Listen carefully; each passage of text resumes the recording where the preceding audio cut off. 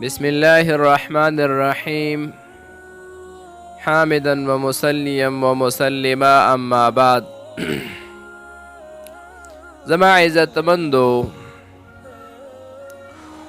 اوس بله یو وظیفه درته ښایم د هغې زنانو دپاره چې هغې شنډې وي،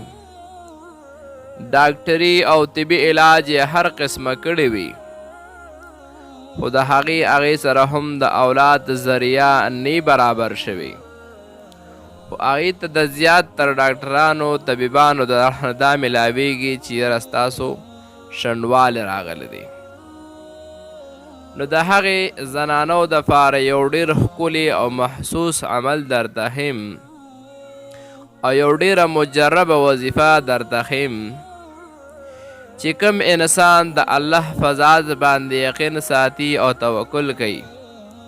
نو امید د ربه دی چې الله رب العالمین به همدغه شونډو زنانو ته هم نیکعمله صالحداره اولاد ورنصیب کړي او زر تر زره به الله رب العالمین د دې د زړه هغه مراد پوره کړي چې په کوم مراد پسې دې زړه چودلی وي او دوی هر قسمه علاجونه کړي وي او هر قسمه ټوټکې استعمال کړي وي، خو د هغې نه بعد هم هغې مایوسه شي او ناامیدي یې پیدا شي چې یاره موږ ته اولاد الله رب العالمین نه راکوي. نو زما عزتمندو هغې دپاره د قرآن مجید یو آیات مبارکه ښیم چې هغې دغه عمل وکړي،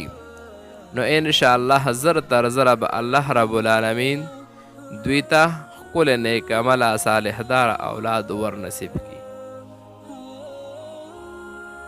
دا کم آیات کریمه چې ښیم نو دې سره به زما عزتمندو د دې دپاره به 40 د لونګو دانې به راواخلي او دا کم آیات کریمه چې ښیمه نو دا به چې کم دی دا به پې 7 کرته ووایي او بیا به د هغې نه بعد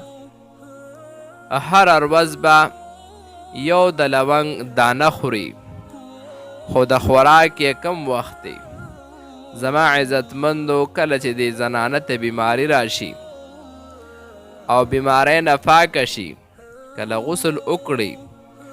نو پورې هم په دغه ورځ به دا لونګو دا دانو نه شوروات وکړي،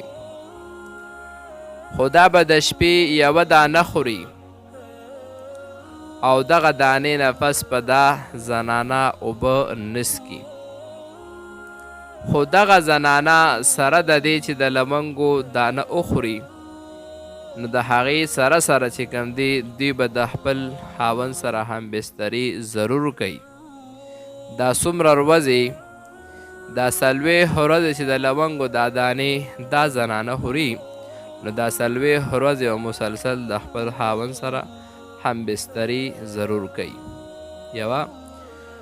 دویمه خبره دا چې په دې کې کمې ورځې د زنانه چوټۍ راځي، کومه د حیض بیماری راځي، نو په دغه دوران کې به د دې دانو استعمال نه کوي او چې کله صفی راشي فوري او په هغه ورځ باندې په هغه شپه باندې چې کله ماسخوتن اوده کیږي نو یو دانه به د دې نه د لونګو خوري. اوس تاسو ته هغه آیات کریمه هم ښیم. اعوذ بالله من الشیطان الرجیم